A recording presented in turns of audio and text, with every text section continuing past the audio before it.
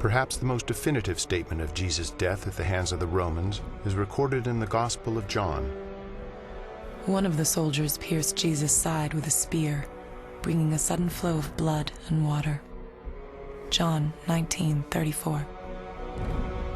Medical experts have concluded that this account from John, an eyewitness of the crucifixion, is evidence that as he suffocated on the cross, Jesus' heart had ruptured. There came a rich man from Arimathea named Joseph. Joseph took the body, wrapped it in a clean linen cloth, and placed it in his own new tomb that he had cut out of the rock. Matthew 27:57-60. All four Gospels tell us that Jesus was buried in the tomb of Joseph of Arimathea. That's a remarkable statement, and certainly a historical statement. The evidence for that is, first of all, Joseph of Arimathea is identified as a member of the council, the Sanhedrin, that condemned Jesus. The presence of Joseph of Arimathea in the empty tomb narrative indicates that this is a historically reliable account of what really happened. His name would have been known to people in those days very much like a United States senator would be known today. It would have been very clear where his tomb was, so that there would have been no question about the location of Jesus' burial. It also, I think, indicates that the burial account of Jesus could not have been made up. It is highly unusual to find that the person who alone has the courage to go to Pilate and give Jesus an honorable burial is not members of his family, faithful disciples who followed him to the end.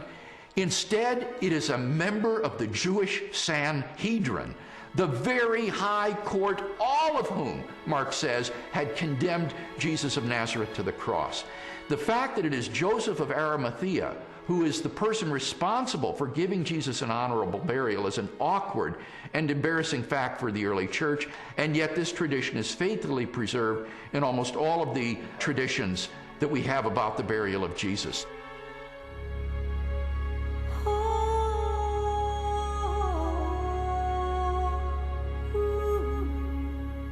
If Jesus really was killed by the Romans, if his body really was buried in the tomb of Joseph of Arimathea, then the next focus of my investigation became obvious.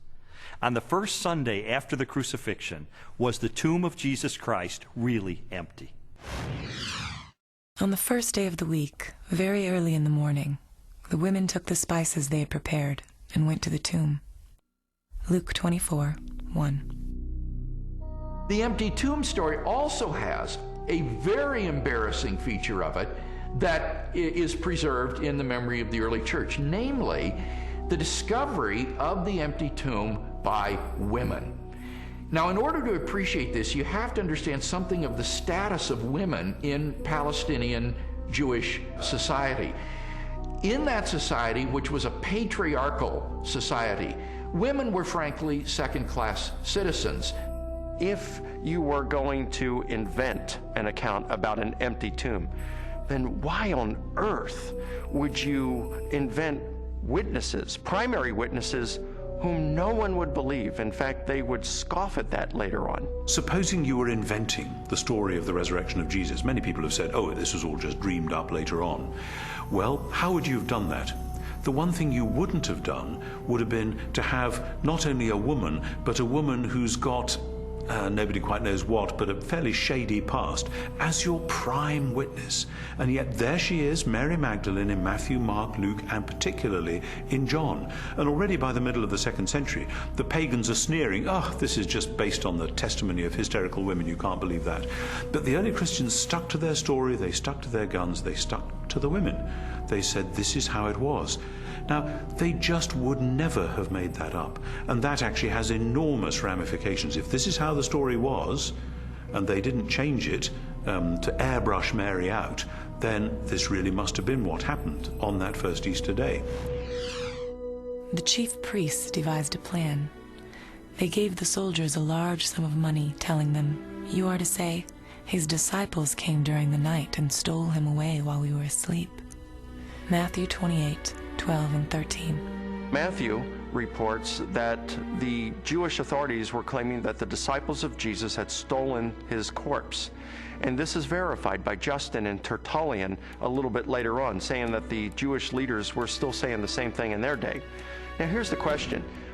If the body is still in the tomb, why are you saying that the disciples had stolen it? Well, if you think about that, the claim that the body was stolen confirms that Jesus' enemies acknowledged that the tomb was empty. If you've got a stolen body, you must have an empty tomb. If the tomb was not empty, Jesus' opponents would surely have gone and got the body and shown it as soon as the disciples began proclaiming the resurrection. I found the evidence for the empty tomb very convincing, but you know what? That didn't tell me what happened to Jesus. Is it true that hundreds of people really saw him alive after the crucifixion? My research took me to a letter that the Apostle Paul wrote to the church at Corinth, and it contains the earliest passage of all about what happened to the resurrected Jesus. He was raised on the third day. He appeared to Peter and then to the 12. After that, he appeared to more than 500 of the brothers at the same time. Then he appeared to James, then to all of the apostles. And last of all, he appeared to me. 1 Corinthians 15, 4-8. Paul, who is a first-generation Christian, having met and seen the resurrected Jesus, describes resurrection appearances to Peter, to the apostles, to James, and finally to himself. And he also mentions 500 people who saw Jesus alive. So we have eyewitness, first-hand account of someone who himself saw Jesus alive and knows of 500 people or so who saw Jesus alive. That's extraordinarily strong evidence. These people, Paul tells us, were still alive at the time that he was telling the Corinthians about it. And his implication is we have hundreds of people who actually saw Jesus risen from the dead. If you don't believe me, you can ask them about it because they're still alive. In 1 Corinthians 15, Paul tells the Corinthian church that he passed on what he received. He uses the language, actually, of a formal transfer of tradition. What he received, and then he describes the resurrection of Jesus Christ and the resurrection appearances. This confirms for us that the accounts of the resurrection were creedal tradition that were passed on to Paul. So if 1 Corinthians was written in the early to mid-50s of the first century, these traditions were much earlier than that, going back to the period of Paul's conversion in the 30s. So that pushes the accounts of the resurrection to a very, very early date. Paul seems to think that the best argument for this text is that he received it from trustworthy persons. I gave you what I was given. The answer's right. I went to the right people. And critics believe that Paul got this material. Generally, they say he received it in Jerusalem about 35 AD. First of all, he's early. He's writing within 20 to 35 years of the purported event itself, because he's quoting from a creed, an oral formula, tradition that predates the writing of the New Testament, for which most scholars date to between 3 to 5 years of the crucifixion itself. 1 Corinthians 15, 3-7 provides evidence that belief in the resurrection was already present among Jews within 2 to 3 years after Jesus was killed. That means that the resurrection stories aren't something that evolved over 30, 40, 50 years after the crucifixion of Jesus. So we have the empty tomb, we have the eyewitnesses, we have the early accounts.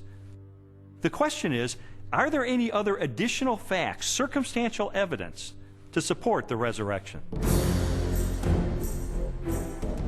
While the Apostle Paul described hundreds of eyewitnesses to the resurrected Jesus, the full impact of the event is perhaps best measured by the subsequent growth of the early Christian church in the face of intense persecution. In the 2nd century, the Roman historian Tacitus wrote, "Nero inflicted the most exquisite tortures on a class hated for their abominations, called Christians by the populace. Christus, from whom the name had its origin, suffered the extreme penalty at the hands of one of our procurators, Pontius Pilate, and a most mischievous superstition, thus checked for the moment, again broke out not only in Judea, but even in Rome." Even the most critical, skeptical scholars recognize that the earliest disciples at least believed that God had raised Jesus from the dead. In fact, they pinned nearly everything on it. Without belief in Jesus' resurrection, the early Christian movement could never have come into being.